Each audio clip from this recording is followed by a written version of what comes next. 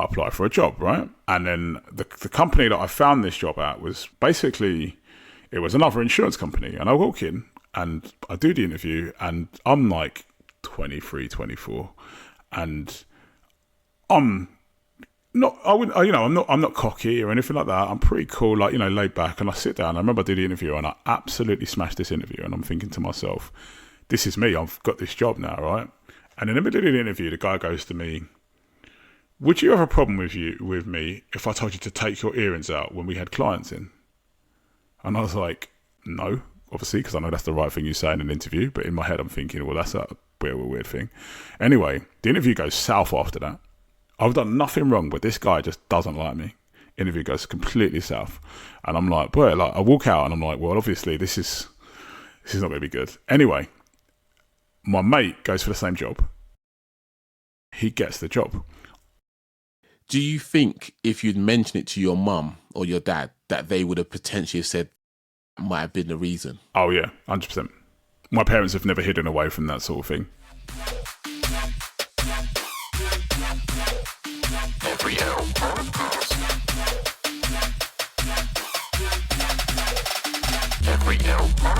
Welcome, ladies and gentlemen. I'm your host, Matt Brown, and you're listening to the Every L Podcast. Each episode, we'll have a different guest come on and talk about when life hands you an L, is it really a loss or is it something else? Because not every L's a loss. So sit back, relax, or do whatever you guys do to get comfortable as we get into this. Let's go.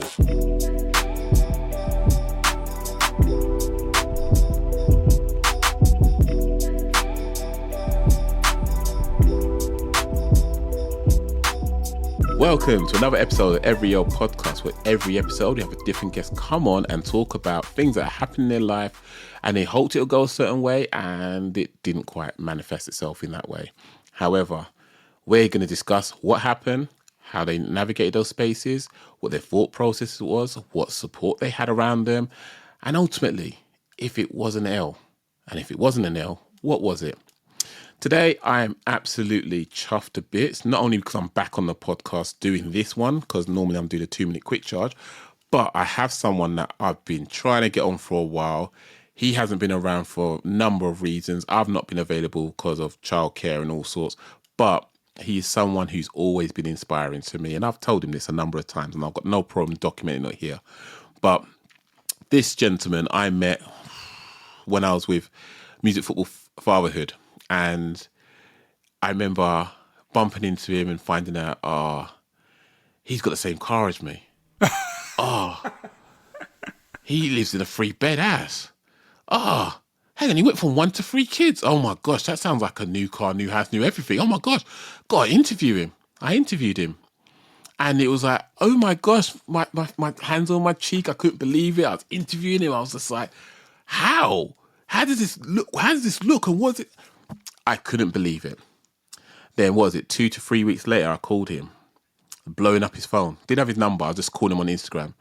And I was like, yeah. Just wanted to tell you something. Like, no one really knew, but me and my wife are pregnant. Oh, congratulations. Yeah. We're expecting twins. So this guy has gone from 1 child to 3 children. And that's what blew my mind. Lo and behold, after interviewing him, I find out 3 weeks later, I'm in the same boat as him.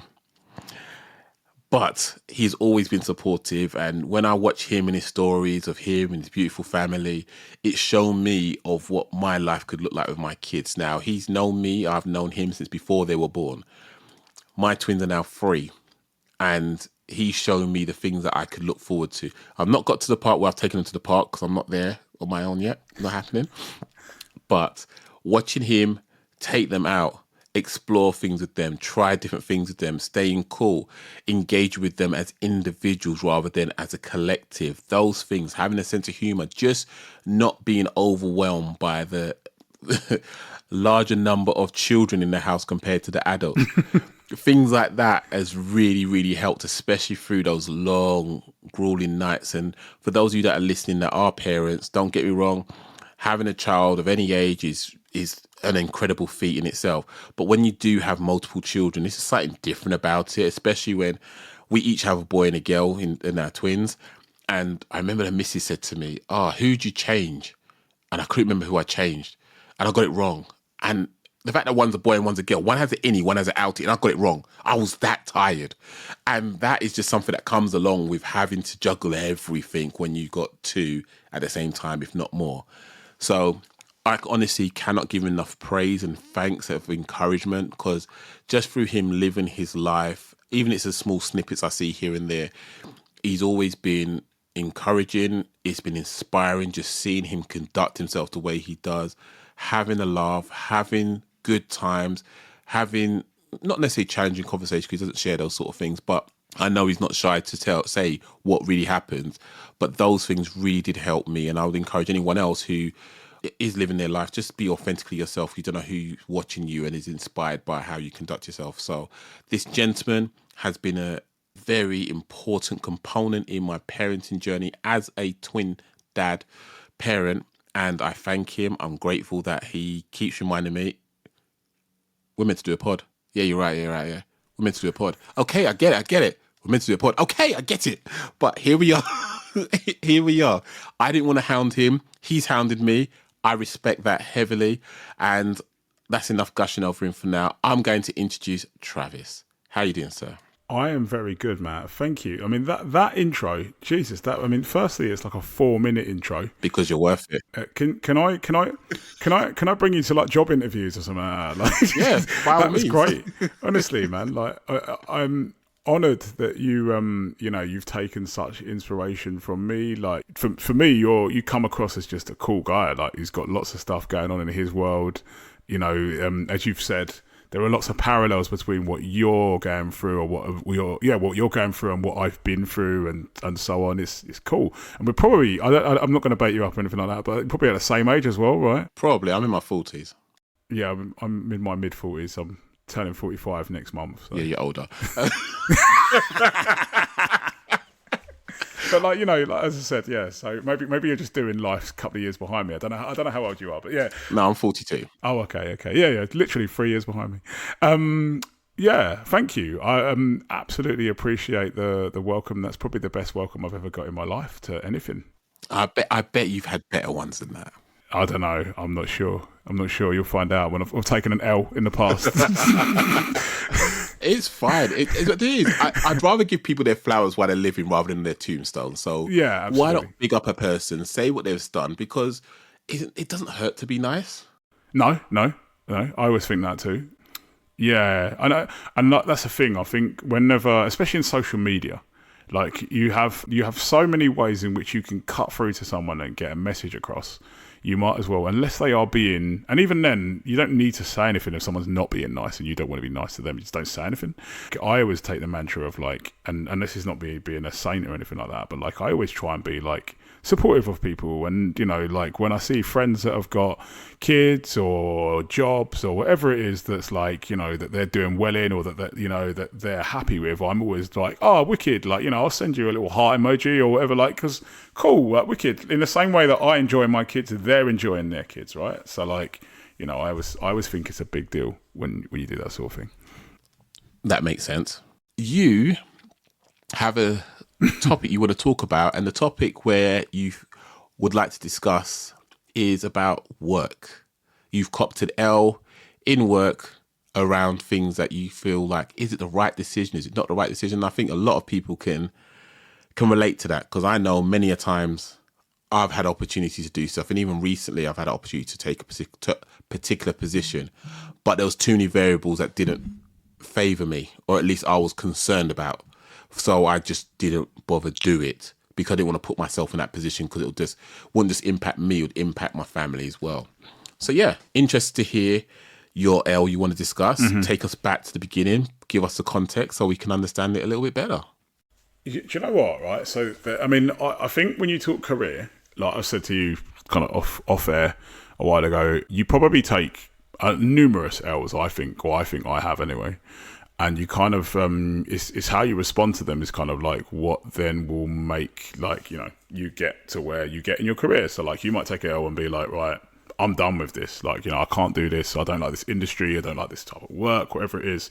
And that might really hamper you or even force you into a different direction. Or you take it out when you go, right, okay, do you know what? I'm going to prove them wrong. And I'm the type of person that's like, I'm going to prove you wrong. So the first thing that pops into my head really in terms of taking it L years ago, and this is a one that from very long time ago. I years ago used to work in insurance. I used to work in call centers, and I'm not going to go back into it, but it was around cars as well, right? So I used to work in mechanical breakdown insurance. I worked for the largest warranty company in Europe, and they did mechanical breakdown insurances for every car under the sun. So if you go to a dealership, you get your 3-year warranty on it. At the end of the 3 years, like you buy a Ford will say to you, oh, we're going to sell your warranty. Actually, it's not. It's a mechanical breakdown insurance, and someone like me picks up the phone to you when you phone up, and we take you through a claim, and then you take it to the garage, and the garage phones up, and blah, blah, blah. If you go to one of them big car supermarket places, you get a mechanical breakdown insurance. It's still me on the phone to you. You go to Mercedes, you get a mechanical breakdown, still me on the phone. I'm just pretending to be one of those different people, right? So I joined this company after my first proper full-time job after university at this company, and I progressed a little bit, got into a position where I was like a team leader, and that kind of came about because the company kind of the motor industry is really dodgy, right? The company went under, and it was like, right, okay, we still need to run this claims team because actually it's profitable, even though we've got no actual financial backing. It's a really profitable thing. It's a really niche thing as well. So they were like, right, okay, we're going to keep you on. But everyone's obviously running away, thinking, God, where am I going to go? Blah, blah, blah, blah, blah.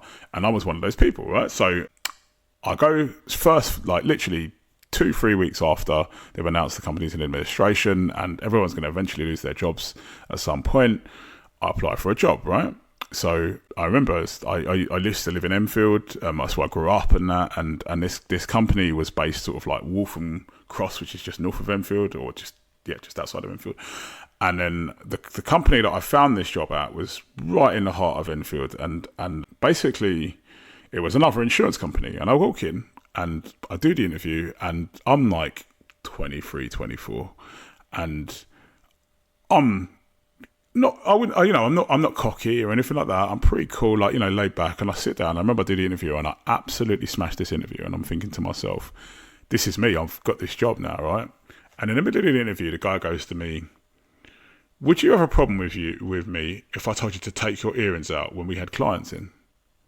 And I was like, bear in mind, I'm like 22, 23. Well, no, I think I was about 23, 24. I'm like, no, obviously, because I know that's the right thing you say in an interview. But in my head, I'm thinking, well, that's a bit of a weird thing. Anyway, the interview goes south after that.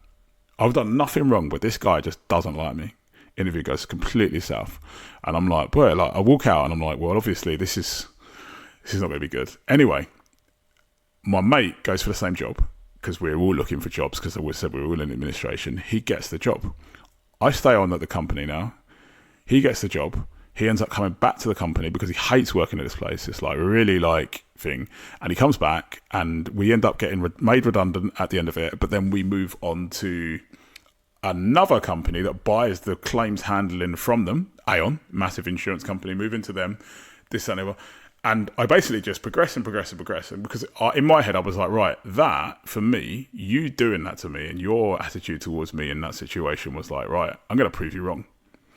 And believe it or not, and this is no word of a lie, years later, we go full circle and I am at a thing called the Insurance Cup I used to work. So I talked to you a little bit before about my friend Ricky, who I worked with, and I worked at the Chartered Insurance Institute with Ricky. And the Chartered Insurance Institute is a company that they don't actually do insurance. What they do is they do the qualifications for people that work in insurance. And we get invited to the Insurance Cup, which is a football tournament, Hyde Park, and it's like 6-a-side football, blah, blah, blah, blah. And we come up against, I'm not going to name the company, but we come up against the same company with the same dude that's like, take your earrings out. And we paid him in this football tournament and we beat him. And I always remember, I remember one of the guys at the end of the game, joking around, I said to those guys, I was like, I interviewed with you years ago and you knocked me back. And I remember always thinking and he kind of just laughed it off. He doesn't know anything about it. But I remember always just thinking to myself, well, that was a real crossroads. And I know it sounds like, I was 23, 24, but my life would have gone a completely different path. And I've always, throughout my career, and I can talk about many other times where I've gotten to that point where I'm like, right, okay, I go for something. In my head, I'm thinking I'm the perfect candidate for this. And for whatever reason, I've not got it. And I've not taken it as a slight. I kind of just go, right, okay, so what do I have to do to prove this person wrong then? And I think that was kind of like the first one. That was like the first one where I was like, right, okay, you don't, for whatever reason, you don't back me or whatever. How do I show you? And I never knew I was going to be playing them years ago in the insurance comp. But like, how do I show you in future that actually you made a mistake? How do I show you that like, actually I'm going to do this without your backing or whatever? Like, and I think, and you talked a little bit about like, you know, how you get by outside of like, you know, what external factors have kind of helped you get past stuff like that, right?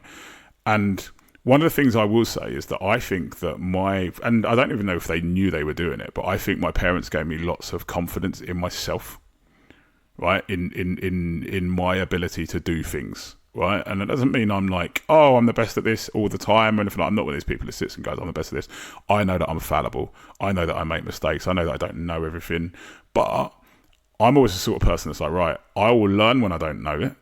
I will hold my hands up when I don't know it, and I will learn from you, and I will do the best that I can do in every opportunity and show you my good side when I go to work, right? And also going back to a conversation we had off air a little while ago about me working at my current job and working at a place that kind of matches my personality. They love that about me. They love the fact that I can be honest about the fact that, like, you know, I don't know. Sometimes I don't know what I'm talking about, or sometimes you know I'm relying on an expert to actually be my representative on this call or in this meeting or whatever like that. But I'll take the attitude of, right, I'm going to learn it. I'm always going to learn it. I'm always going to kind of bring my understanding of the situation to whatever meeting, call, situation it is that I'm in, and will always be able to bring something of benefit to you. And I think it all started back with that guy.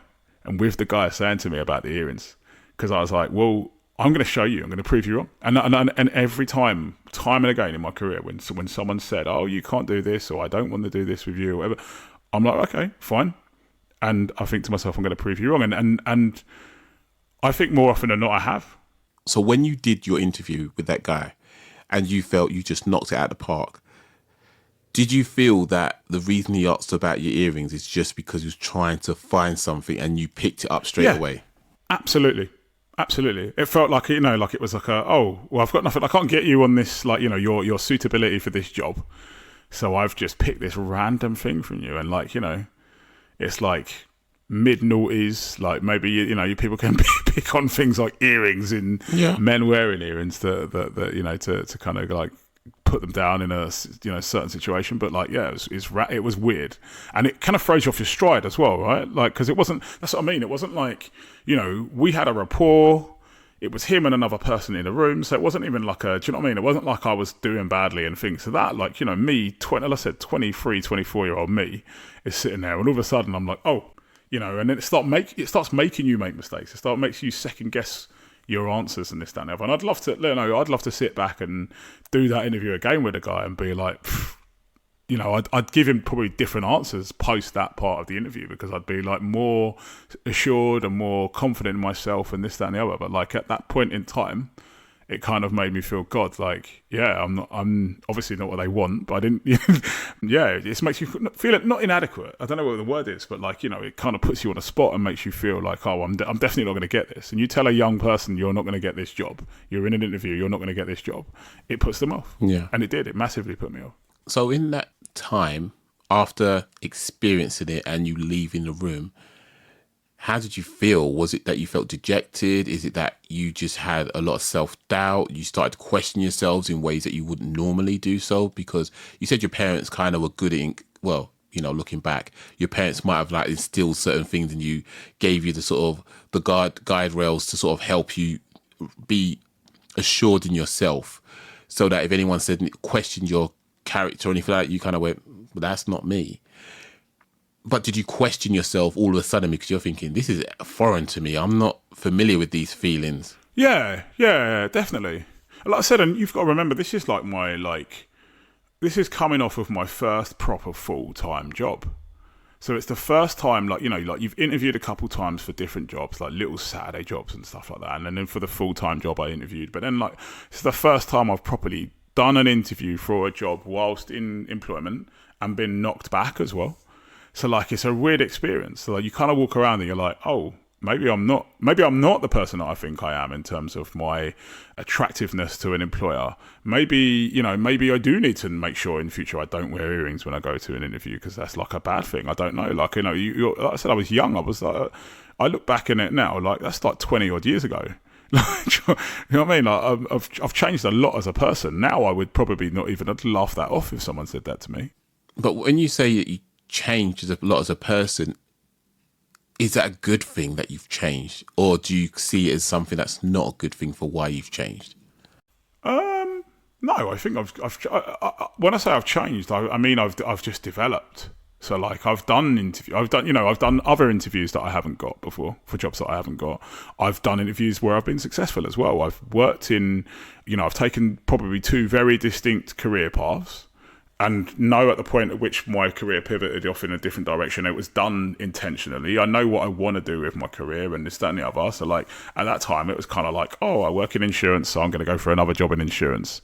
Do you know what I mean? It's like, it wasn't really like I was just getting pulled along by whatever I was doing at the time. Like, I kind of fell into something and was carrying on, with that path. Whereas now I'm like, I am deliberately, if I was going to go for a job, I'd be like, this is the job for me, because I believe that this company meets this criteria in terms of, or this role meets this criteria in terms of what I'm after.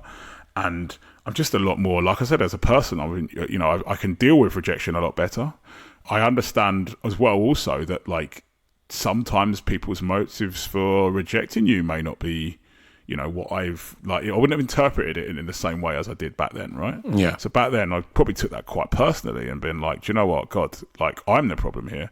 When actually now I'd look at it and be like, well, I do look at it and be like, well, I wasn't the problem. And like, I just think you just grow up, don't you? Like, and that's not, I know it sounds like a bit of a cliche, but with 20 odd years worth of working experience, like, I've interviewed people, I've interviewed tons of people.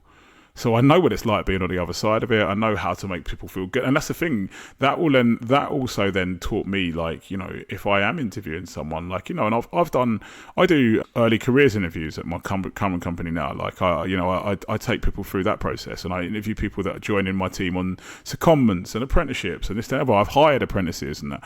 And I would never, I'm always like, right, well, that's a lesson, right? I'm not going to make someone feel like that. Doesn't matter whether, even if I don't approve of the way someone looks or whatever, like, as in, like, I don't feel, and when I say I don't approve of someone looks, I mean, as in, like, I don't feel that they're bringing the right aura to, like, not necessarily just their appearance, it's how they present themselves and what they're saying. Yeah. Exactly that. But even if that were the case, I wouldn't make them feel like that now. I wouldn't, because I think that that's going to put them off. Because maybe there's a diamond in the rough. Maybe there's that person that's out there they offer you loads, but actually they just don't look like you would expect them to look. And I've seen that as well. Like, I've worked with people that have been like, you work with them and you're like, oh, I didn't actually think you were going to be the person you are based on my first impression of you. And I didn't think you were going to offer the company or my team or whatever it is, what you have offered them based on my first impression of you. But, like, you learn to, like, you learn to just be a bit more, like, not judging books by their covers, so to speak. And that's interesting, because I think a lot of people that may be listening have interviewed for jobs and not got them, or not heard back from them, whatever, and start thinking, oh, it's a me thing. It's yeah. They don't have any empathy, but then you sharing what you shared kind of makes people, or at least I'd hope they have, heard that the person who's interviewing them had to apply for jobs in the past, and maybe they got rejected from some roles, and they've learned from that and be more compassionate when they're dealing with the interviewees that they're responsible for. What I'm interested to know, what was the overwhelming feeling that you could remember from walking away from that interview, and did you share that with your mum and dad at the time? That's a really interesting thing. Did it bother you that much to sort of ask that question, if you know what I mean? Do you know what? I don't remember talking to my parents. Maybe my parents. I'd imagine I reckon my mum would, obviously, because they would have asked me how it went, right? So I probably would have said something along those lines that, I told them what I thought happened. But I don't remember vividly which is kind of like, yeah, normally I'd remember something like that. There's lots of times when someone has done something wrong to me and I've told my mum about it, and I can think of her reaction to it, but I don't really remember, so I can't say for sure. But like, I remember walking away, like I said, I can remember walking away and just feeling a bit like, oh God, that's a bit rubbish. I think had I had more responsibility in my life, and it would have been a different, and if it were a different job market, you'd be really worried. Yeah. But luckily, like, I was at a point in my life, I was living at home. The job market was literally like, I'll go and get another job. and like I said, it actually ended up that I ended up staying at the company, and I got this really mad, like a funny story. So I stay at the company because I didn't get the job, and I said my mate went there and he got the job, and then he ended up coming back anyway. And at the end of our tenure, whatever you want to call it there, right, they give us our redundancy, but because we needed to stay there because they needed to keep the operation going, and then they wanted to sell it to Aon. Basically, Aon needed staff there as well, so I ended up moving to Aon with the company, but I still got my redundancy package. I got a loyalty bonus as well, because they were like, we can't hemorrhage the staff we're hemorrhaging, because everyone wants to go, because obviously they know their job's going to come to an end and not everyone's going to get to go to Aon. So then I got a loyalty bonus, I got notice pay, I got all this stuff. I got such a good deal from it, and I was like 22. I said 20. I keep saying 22. I was 23, 24, right? I took all of that money and I went to Ibiza with my cousin. Damn. And I could not tell you a single tangible thing that I spent it on at all. And my mate came with me. Yeah, and it was great. Like I said, that, and it all goes back to, like, if I'd have taken that job, I wouldn't have got redundancy. I wouldn't have got all of that stuff. I would have. It's such a. I know it's like the most trivial point in my life, like in terms of my career. There's so many other things that have probably defined the directions that I've gone in, and this, that, and other, but it's quite a big deal. Even though, like, it was like literally, I can't remember what the job was. Like, I knew it was an insurance, but I couldn't even tell you what the job title was. Yeah, it's such a pivotal moment. But then, even though you don't remember the details, the fact that it still stood out to you, and it becomes a point of discussion when you're talking about your career and how you got to where you are. If it had such an impressionable time on your life, why wouldn't you want to remember it? Yes, you don't have to remember all the woes and the lows that came with it, but you understood that you felt something. Yeah. And that was enough for you to sort of reconsider your stance in terms of, well, how do I then present myself next time I interview? Mm-hmm. Because some of it to me could it have been a race thing? Could it have been... There was a bit of that went through my head as well, yeah. There's a lot of that has gone through my head in the past as well. Because a lot of people, and I know it makes people feel uncomfortable, and I don't always like talking about it because, like most black and brown people, we don't like making other people feel uncomfortable, so we'll just... Yes, absolutely. We'll bear... Kind of internalise it, right? Yeah. Yeah, so we just kind of... And you just remember it and don't do anything with it. And it's like... Why didn't you ever share this? Because if I start saying it, you're going to start feeling a certain way. And I'm going to see your reaction to what I'm saying. So I shut up so that we don't have to both experience it. Yeah, absolutely. And it's not nice. It's not nice is how I'm going to leave it. But if that was the case, that you felt that potentially it was your appearance, how did you deal with that? Had you ever been rejected because someone didn't like you potentially of your complexion? Not as obviously as that.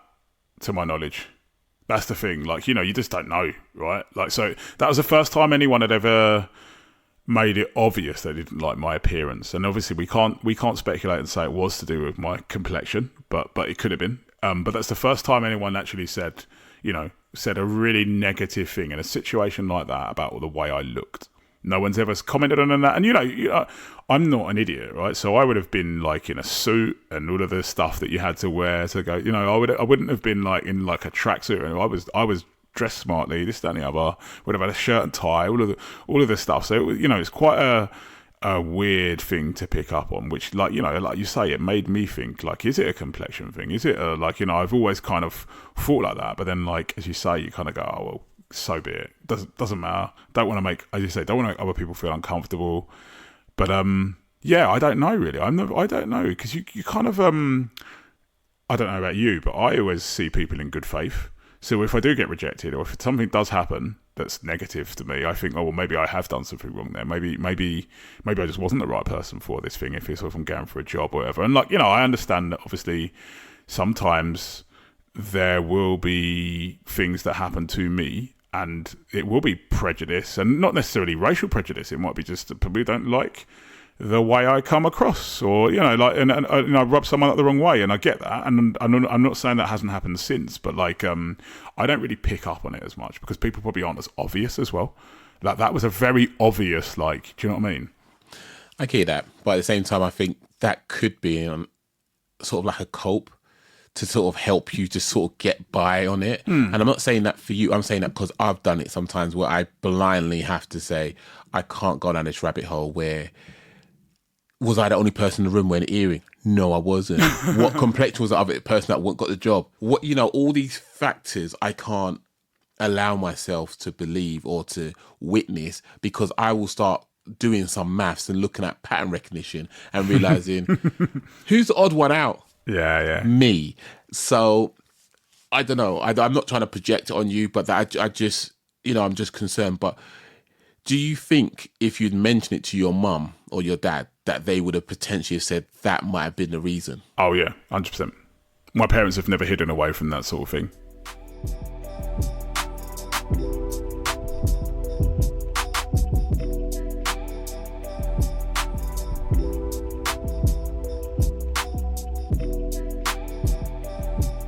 I put that down to them being of a generation that probably had to deal with more overt situations like that coming up, right? So like they're a bit like, well, that's what that is. Like, you know, through experience, they kind of think the worst all the time, and probably justified in doing so. Like, you know, we had the privilege of kind of being that second/third generation, you know, immigrants that, like, you know, people were kind of a bit more tacit in their discrimination of us, like, and not necessarily as open. And I said, because of the fact that we were integrated, I say in inverted commas, that we were made to believe that, like, we had our place, and, like, you know, that society wasn't discriminatory and this, that, and the other, because, like, it was a bit more taboo to be discriminatory in that way. So, like, yeah, they absolutely would have. My parents are very they're your typical West Indian parents as well, so they're quite like fiery and would, like, just say it like it is as well. Yeah. So when you had to return to your existing job, did you feel any certain way? Because I know, like, I'm terrible. I rarely take any holidays. I've been off this week, but have I been on my work computer? Yes, I have. But it's only because I know that how much work I got to do, and I enjoy my job. I'd rather be in a position where I can't stay away from keeping my computer open because I like working than me dreading opening my laptop because I can't deal with what's going to go on. So that's something I'm happy with. But if I was to say, right, I'm going on annual leave, I'm going to go wherever, I'm counting down the hours, not even the days, I'm counting the hours down until I'm gone. When I took redundancy in my last career, boy, I tell you what, I enjoyed working, but when I knew how much money was coming my way, guys, girls, peace, lose my number, don't bother call me. If I ain't found a job in 6 months, best believe I'll be back. Keep my money as well, all of that stuff. But if you're telling me I'm looking for a job, and I get quite committed to stuff like this, if I find a job that I want to apply for and I think I'm knocking at the ballpark, I've got it, and I don't get it, and I've got to go back. I'm not saying you did this, but for me, it'd kind of feel like I had a tail between my legs, like I'm coming back and I'm dusting off my keyboard, getting back to it. I would catch feelings. I know I would. But did that happen? Yeah, because you start... Yeah, I get what you mean. I don't remember doing so, and I think the thing is, obviously, because we were all doing it at the time, because of the situation, it was kind of like, how do we get out of this? Because we were all like, oh my God, I'm going to lose my job. Let's see what I can do. And then, like I said, then the company themselves that I was working for were a bit like, well, actually, we need to keep you guys, and we'll keep you if you do this. And they started treating, like, I mean, they didn't treat us badly, but they started treating us very well, because they were like, we are losing so many people when we need to have existing staff. So, like, I didn't feel necessarily tail between my legs. I know what you mean, though. Like, I can think of other situations in my career where, like, you might have gone for a role, like maybe you're not enjoying work as much, and you go for a role and you almost like check out of your existing job because you're like, well, I'm envisioning myself doing this thing over here now. That I've gone in, I've met people, and I've done this. Do you know what I mean? I've imagine what I'm going to do for my lunch, and like what my commute's going to be like, and this, that. Do you know what I mean? Like I've done that before. Like I think we've probably all done that. But luckily, I think where it was such a like we were literally just like I said, like rats deserting the ship. Then we realised the ship wasn't actually sinking, so we just jumped back on it. That's good though, because I think it does take a lot for a person to sort of be able to navigate these situations and still have a positive mindset. I think I've spoken about this before, one of my episodes, where I remember I finished like the top 1% of the business I used to work for, Alliance of Leicester, and like they sent me and my wife off to Thailand with some other people. Fantastic, loved it. Came back, I'm like, boy, do you know what? I don't really want to be doing any exams. I'm happy to be like a trainee branch manager. That's kind of like a way of them giving you a pay rise without actually giving you, you know, an actual job to do. It's like, cool, but why do you need it? And I said, I'm good at my job. Like, you wouldn't have sent me abroad if I weren't good at what I did. And then my manager at the time took me into one of my pods, logged onto the computer, punched my details into it and says, why do you need the money? You've got enough there. Oh. Show me my bank balance. And I couldn't say anything because my manager at the time was friends with the area manager. They would go on holiday together. Oh. So what can I do? And I had cornrows. And every time I kept asking for something, there was always something putting me back. One day I got bored because for those of you that don't know, if you have long hair, like my hair was down to like the middle of my back at one point. And I would have got dreads, but I just didn't know anyone that could do them in a neat, nice, professional looking way because I really like dreads. But either way, got them cut because it was just so much maintenance. It was costing me an arm and a leg to get them to undo, to wash it, to then get it plaited. That's a weekend done for me, and it just wasn't worth it after a while. Got it cut, came to work. Guess you got a promotion shortly after cutting his hair. Really? And it's hard for me to not think it's got anything to do with my hair.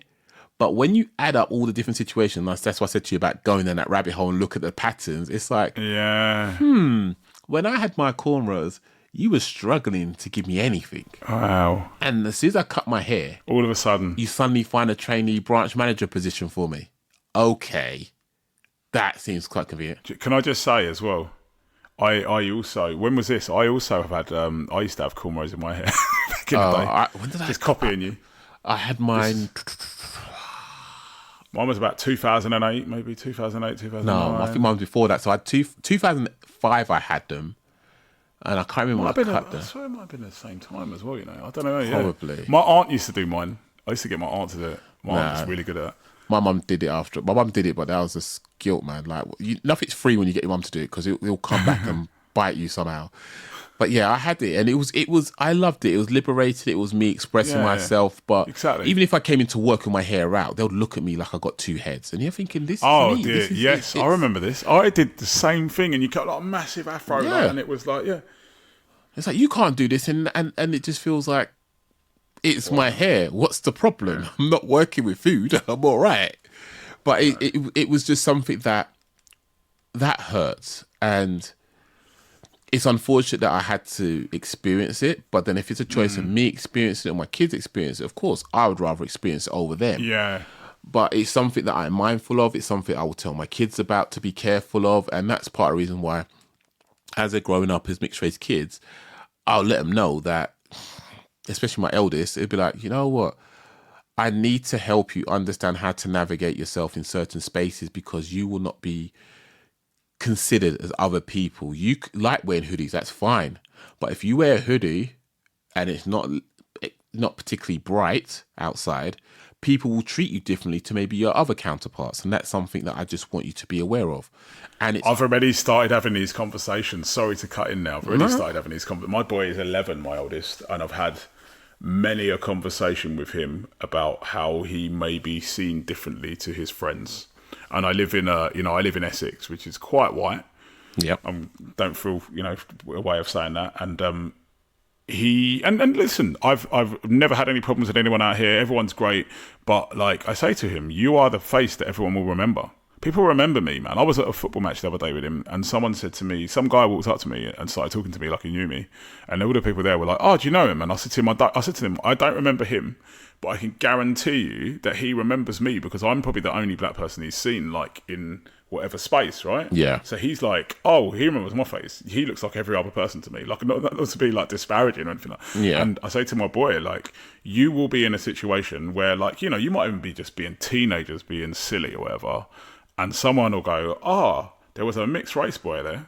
Yeah. Bang, you're the one. Everyone else is, everyone else is out because everyone else is like, just looks like each other. Yeah.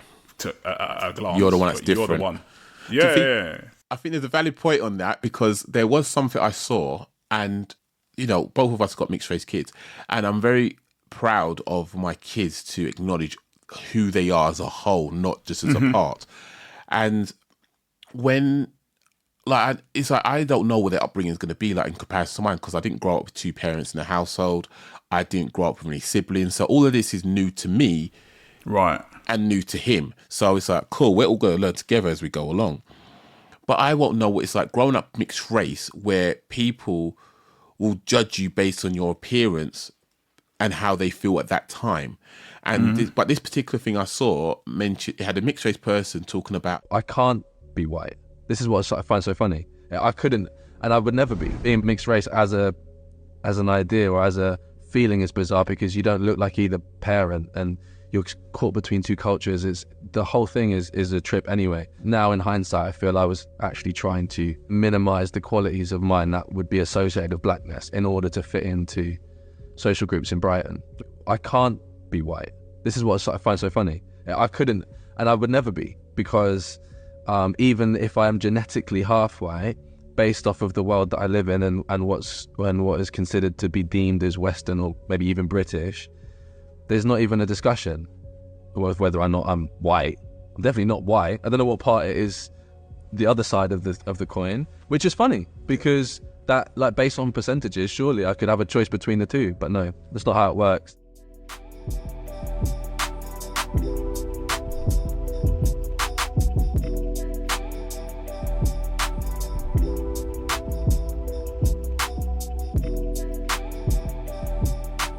something where I never looked at it from that perspective where, a lot of people can get upset that, they're adopting their black side of their family or their whatever side of the family, but it's not necessarily because they've chosen to do it. It's because the other side may not accept them and will always put them in that box. And it's a very hard thing to accept. And I've told people many a times that, and it's more like the white people I speak to who are happy to have sort of these not necessarily pleasant conversations. I say a lot of times, a lot of white folks saying, I'm scared for my child having their first heartbreak and stuff like that. And it's like, I hear you, but my first heartbreak that I'm worried for is when my children find out that their peers don't see them as the same as them. Mm-hmm. That's the first heartbreak I'm prepping for. Absolutely. And they don't always understand that. And that's something where I'm having to mentally prepare myself. And I'd be completely honest, and I'm saying it on here because I think I'll repeat what I've told other people, is that I've been sat at home upset, and my wife's seen me upset, and I've told her, I said, I feel bad for my children because they're going to be targeted because of me. I want them to be proud of who I am. I want them to be proud of their heritage, but I'm upset that they're going to have to go through hardship because of my complexion, and that they then have to carry that with them. When they're asking me about why is there flags up on the street, and I've got to play it off like it doesn't offend me, it's hard. But again, it's something that I have to go through. It's something they have to deal with. But if this means that I'm having to cop it L in terms of how I'm feeling and the things I've gone through to help them navigate the space better, then so be it. But it's still a very hard reality to be experiencing, especially with the stuff you're seeing. I've had that with my boy already. My boy, someone said something to him about his skin at school when he was in year 2, year 3. And we got called in and were told and this, that and the other. And it's cool. We weren't like, he didn't even really get it at the time. But it was a big deal. And then I had to kind of sit him down and kind of, he's aware of it now. He'll say to me, is this because you did, or did you think that because I'm brown or whatever? And I'll be like, yeah. But it's hard, right? Because you don't want to make personally. Going back to the whole, like, you know, offending white people and all this stuff, and coming across as if you've got a chip on your shoulder and all this other stuff, right? You don't want to make everything about that and being offended and turn everything that's said into, like, you know, a negative thing that's to do with the color of your skin and this. I mean, you absolutely don't want to pre-program your kids to do that as well. Yeah. So you're mindful of that, yeah. But at the same time, I don't want them to be caught off guard or blindsided, and I want them to also talk to me if anyone ever does something like that and be like, look, like, by the way, this happened, and I don't really know how I feel about it and whatever. So it's a really difficult situation, because you've got to be mindful of that. Like, I talk to my kids.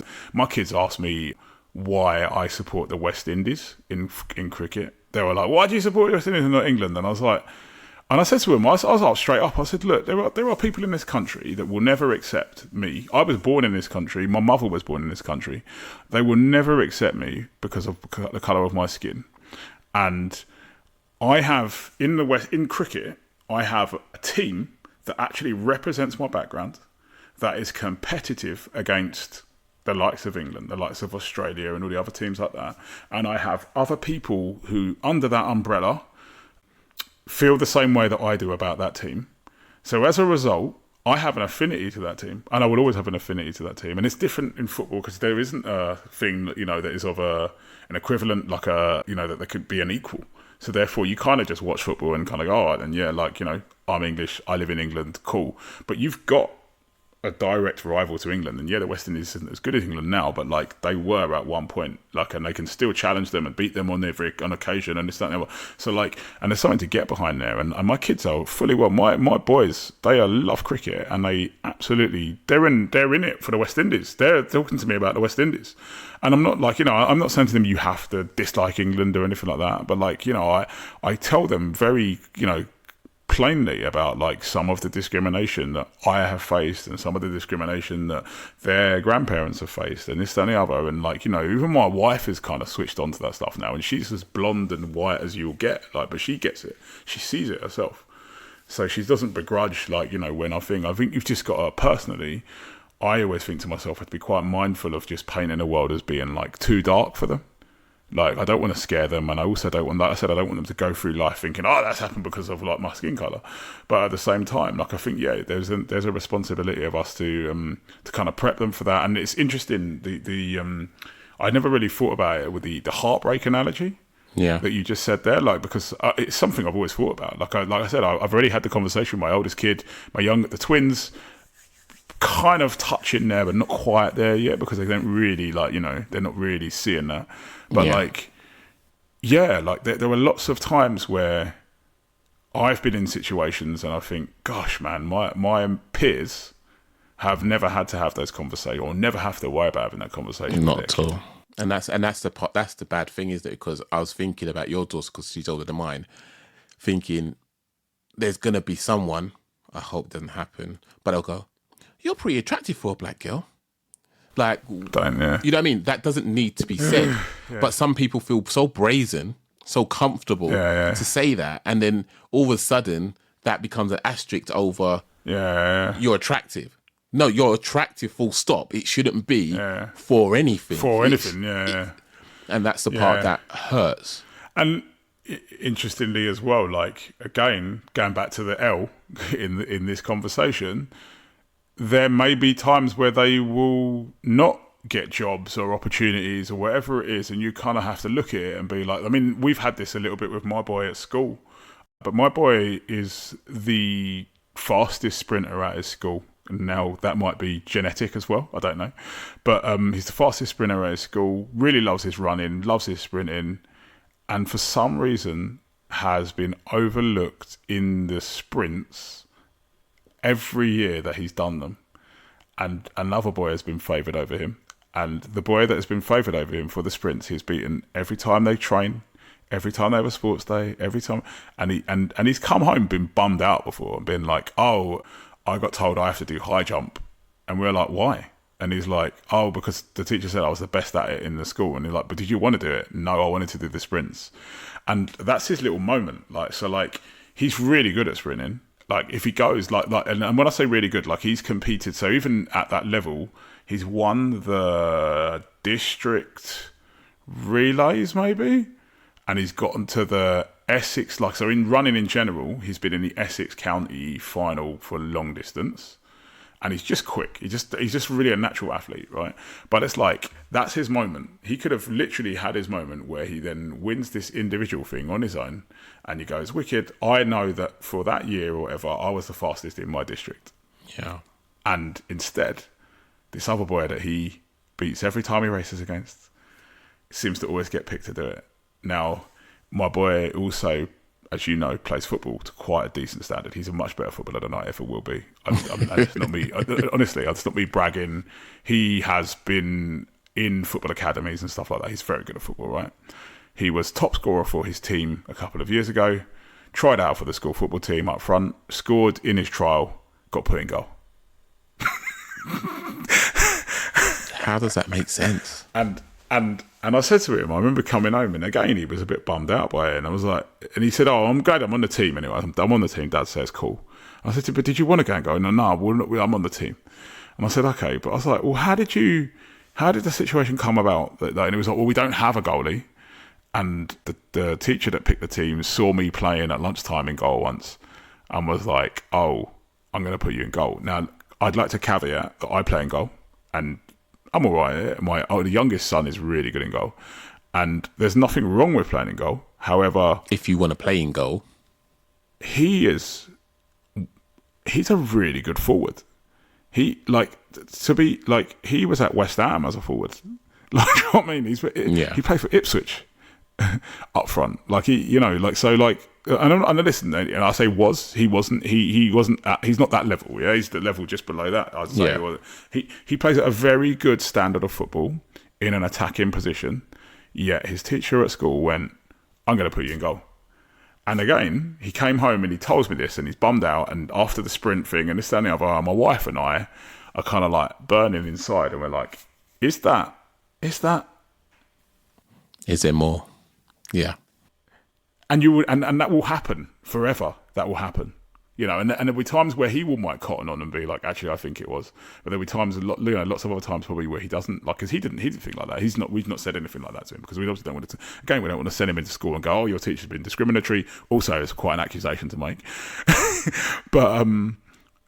But like, you're kind of going, you second guess. You're like, well, why is it that you keep getting overlooked? Why is it that this other boy is getting all these opportunities and you're not? Like, it's a very weird situation. It's one of those situations where I try and explain it to people when they don't fully understand race. And the analogies I've kind of come up with is saying, I honestly think the sky is blue, and everyone's telling me, no, it's purple. With a straight face, it's purple. No, fella, that is blue. It's purple. What are you on about? You're making me doubt my own existence right now. You're making me doubt my own mind. And then when someone does me wrong, and let's assume I'm out, I've got my backpack on me, I put it down to get a bottle of water out of it, and then someone sees that person take my bag, which is my dignity, and they're running off of it, and I'm like, someone help me. And I'm making a big deal about this, and people's like, what can you calm down, please? Shh. Calm down. And then, because everyone is not reacting the same way I'm reacting to this big event for me, it then questions my sanity, and it makes me realize no one cares about me as much as I thought they did. I'm out here feeling some way, and no one's got any sense of empathy for me. And that's how I find race is in the conversation.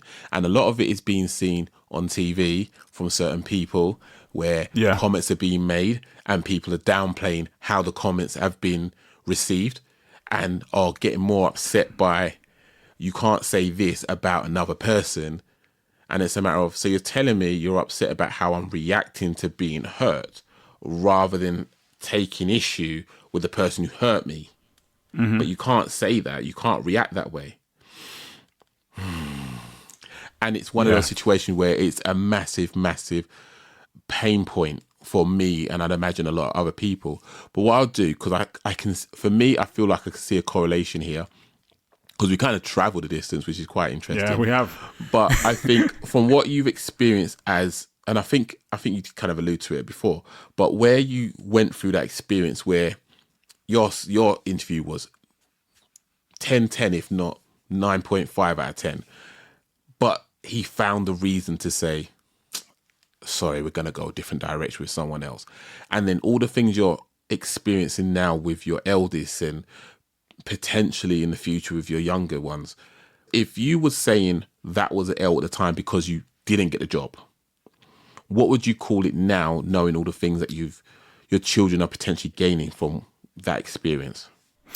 I get you. Yeah, it is an experience, isn't it? It's not necessarily an L, but maybe it is still an L. Maybe L's aren't that bad. Maybe L's are, they're designed to kind of teach you, right? Like, it's a bit like, so take it down to me being I'm a West Ham fan, right? And one of the sweetest things about West Ham finally winning the Conference League in 2023 was that I've watched them lose it all the time. I've watched them mess up so many competitions.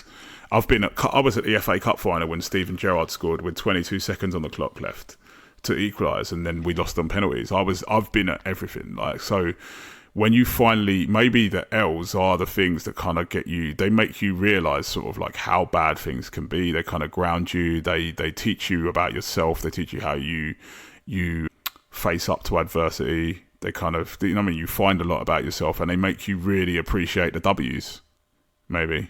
Well, valid. So maybe it still was an L.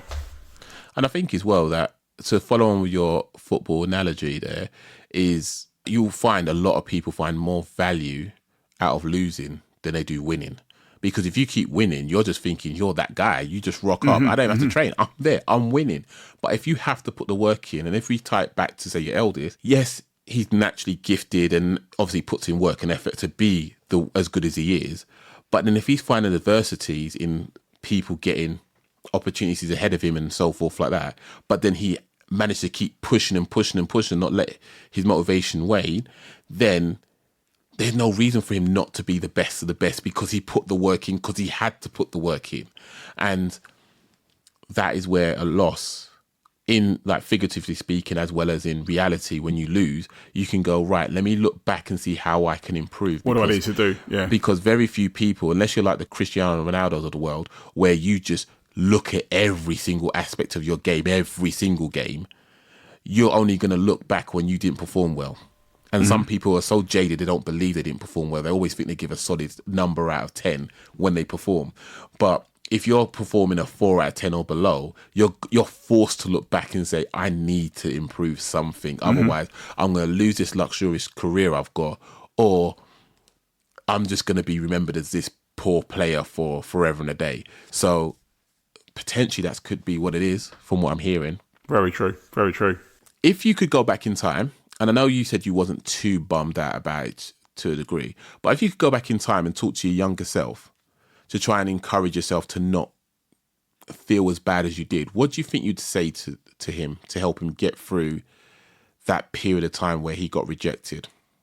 I'd say it's definitely going to get better. That is a blip, and yeah, it's a minor blip. It's not a big deal, and it's going to get so much better. You're gonna play these guys in the Insurance Cup years later, and you're gonna beat them. And yeah, like, don't tie yourself to this. Like, you're very young. You don't even know what you want to do with your career yet. Don't worry about it. It's not a biggie. Just take it as a bit of experience. Do you think the younger version of you would have heard yourself say that, or do you think it'd be like, "What are you on about, old man? Crack on." I'd like to think the younger version of me would have taken it on board. I don't know. I don't think I was that cocky when I was young. I'm not sure. Ask someone else, maybe that's it. What would have been the best way to communicate to you that you feel that's a certified guarantee that I would have heard myself if I said it this way? I'm not sure. Like, I was quite a receptive young man, I think. So I don't know. I'm really not sure. I think just literally straight up talking and just being like, look, like, I know it doesn't feel great, but like, you are going to be all right, and you're going to come out of this and be smiling at the other side of it. And I think sometimes people just need to have that straight talks. Sometimes being said, I think some people think everything needs to be flowery, and it's not the case. What is that phrase? Pretty words aren't always true, and true words are not always pretty. It's a phrase I've never come across before, but okay. There we go. You learn something new every day. So with that said, I know that you have a podcast. And I would love for my listeners to be able to hear a little bit about it and where they can find it so they can consume it and hear more of your fantastic vocals. Don't listen to the first 2 episodes. I was still about to say, thanks for getting that caveat in as well. Some sound issues in the first 2 episodes. It's fine. He's teething. It's fine. Yeah, teething problems. But as you say, thank you for honestly, thank you for having me on. You said at the beginning how like I've been pestering you. I was very conscious that I was conscious personally, can I just say that you were conscious that you didn't want to pester me. So I wanted to be like, look, don't worry, you can pester me. So I'm going to remind you that we haven't been on. So I hope I didn't come across as pestering you. No, do you know what it was? Truthfully, it was a toss-up between, do I keep him as a friend or bug him to the point where he's a guest and I lose him? I was like, I'll keep the friendship. I'll keep fine, the friendship. Honestly, the guest side of it, I can let that go. You won't lose me as a friend for asking me to come on. But no, sorry, going back to what you were saying at the top. Yeah, I've got a podcast. It's called Meanwhile in Andorra. It's myself and a friend of mine, and we talk a little bit about international football with a focus on obviously the World Cup that's coming up in 2026. I'm a bit of a stato geek. Like I could literally, there's stuff about the World Cup that I shouldn't know that I know for some reason. My head is really weird and thinks about stuff like that all the time. So as a result, I thought, well, I'll get my thoughts out and let other people hear what I've got to say about them. And I've chosen a really good friend that compliments me well in terms of his opinions and the way we bounce off each other and all this other stuff. And we sit and talk, shoot the breeze. We've got an episode coming up next week, which is going to be a nostalgic look. I'm not going to give away what it's about, but it's going to be a nostalgic look as opposed to the first 2 episodes that have kind of focused on the current qualifiers and current situations and kind of set people up. But we're going to go all the way up to the World Cup and talk in, relatively good detail, but also in a really informal way about the World Cup and why we love it and all of the things that have happened in the past. And thank you for having me on and for allowing me to plug it as well. Mate, it's a quality podcast. You're a quality guy and Ricky seems cool, so why wouldn't I? Thank you. I appreciate you for jumping on. Like, I've got so much love for you, your family, all that you do, giving me inspiration to just keep going on and being a parent as best I can. And trust me, there are some days that feel like they're 36 hours rather than the 24. We all have that. But you just seem to feel like you take it in your stride and do a very good job. And I just feel like I'm out here faking it. But it is what it is. I'll keep doing it. I'm sure you're not. I don't know. I ask my kids and they're quite honest. They're quite honest. So Mate, don't say that as a social services come round. Just don't say those words. Do you know what? You talk about faking it. I'm going to tell you this one last story before I go. Go for it. Right. So during the pandemic, you mentioned social services. This is how together we are as parents. We take the kids out on a walk every day, right? And we'd go to this local, it's like a farm across the road from where I live, because I live in Essex, sort of like where it's a bit rural. It's like semi-rural. And we're in this farm, and my daughter is playing in a puddle. And we said to my daughter at the time, listen, do not play in that puddle. You're getting it in your mouth. She's literally it was good as drinking the water in the puddle, right? And we're like, nah, chill out. Don't do that. She's like 2.5 at the time, right? Crack on, go home. My daughter is then horrendously ill for the best part of 7 days. She cannot keep down anything that she eats. Anything. I'm talking about literally there's nothing in her. We take her to hospital. In the end, we end up going to doctors. I think we end up at the hospital at one point. They offer stool samples and stuff like that. She couldn't keep anything down to have a stool sample. It turns out that she has a weird bug called Campylobacter or something like that, right? I never heard of it before. The reason why I know now, we got a letter from social services Damn. asking us to do a food diary of what she'd had in the last week and telling us how we can keep our house clean to keep our kids healthy. And my wife and I were we have failed. We failed. Oh, damn. So you joke about social services, but we actually got a letter from social services. Oh, damn. Yeah, my wife wouldn't let me live that down at all. That'll come up in every single conversation that she'd ever enter into. Flipping hell. Oh gosh, but she Well, ended because up, she wouldn't stay at that puddle. Yeah, she was fine. She was fine in a long, like literally 7 days of it, and then she kind of snapped out of it after a while because there was nothing to like. Obviously, by that point, it like went. yeah, But, like, nothing she left in couldn't- her body. Yeah, honestly, it was mad. And I remember, I'd never forget that in the letter and having to fill out this like questionnaire on like how to keep a clean house. We were like, wow, this is not me. Wow. Yeah. All I I can thought say I'd give is, you that one. well, thank you, and I'm glad that she's well. So But yeah. I'm not as well put together as you say I am. Yeah. You are. I promise you, you are so there. You keep me grounded in so many ways that you have no idea. And I could wax lyrical about it, but honestly, there are times I'm just scrolling on IG and I see it and I see your stories, and it just opens up my mind where sometimes you can go down a bit of a black hole. And I say a black hole versus a rabbit hole because it's not as interesting. It's just quite depressive. And you're like, oh, Right. I've got to do this, I've got to do that, and oh, I've got to then do this, get ready for tomorrow, and oh, they forgot their book bag at school, and oh, that's another thing to remember, and all this jazz. But when you see them older, I have a newfound appreciation. This isn't just now, this is from years ago, is that when you see a family having a good old belly laugh, you have no idea what they've gone through to be able to be in that place where they can have a belly laugh together. And you should never look down on them for being able to be in that position, because they've gone through the trenches and deserve to have that moment. So yeah, you just keep encouraging me, and it's just nice seeing you and the missus have your date nights and so forth like that, and just making it work as best you can.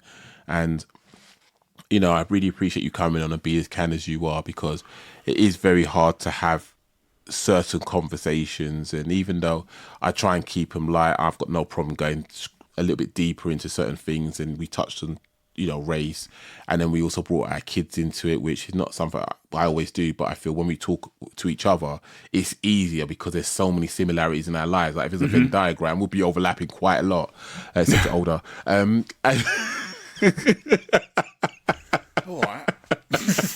Oh gosh. But you know, there's a lot of stuff there where I just think it's really helpful, and I would like to think that people listening are hearing a side of it where we're not bashing on anybody. And I'm not saying that to give a caveat. I'm just saying we're not bashing anyone. We're telling our truth. No. We've not had a conversation prior to this conversation about what we discussed, other than a couple of things about work, but race side, not at all. And the fact that there's so many similarities in terms of how we understand how it can be uncomfortable for other people to hear our truths, that just lets you know that if there is someone that you care about in your vicinity who you would like to talk to, I personally believe it's worth you bringing it up and having a conversation to ask how they're doing, rather than not saying anything at all, because the silence can be deafening. Because I know I get paranoid not knowing who sees me as an equal and who sees me as a foreigner, waiting to ship me back to another country that I don't actually was born in. So, Yeah.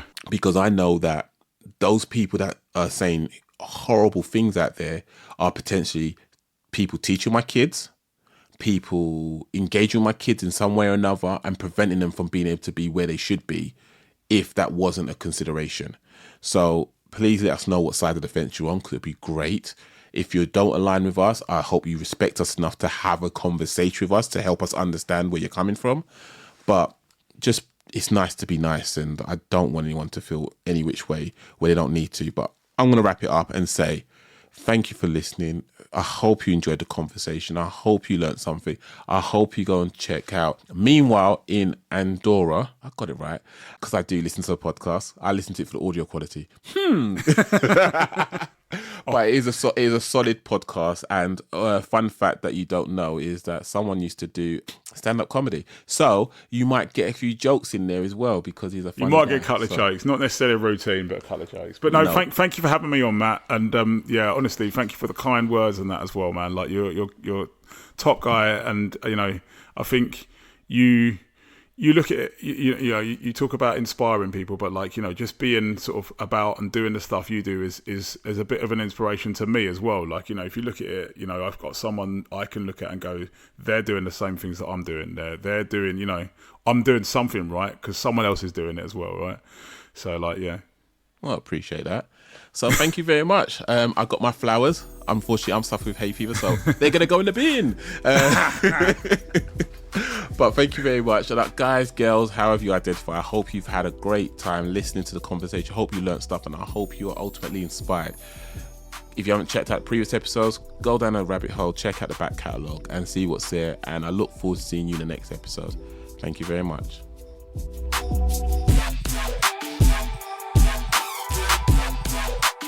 Every L podcast.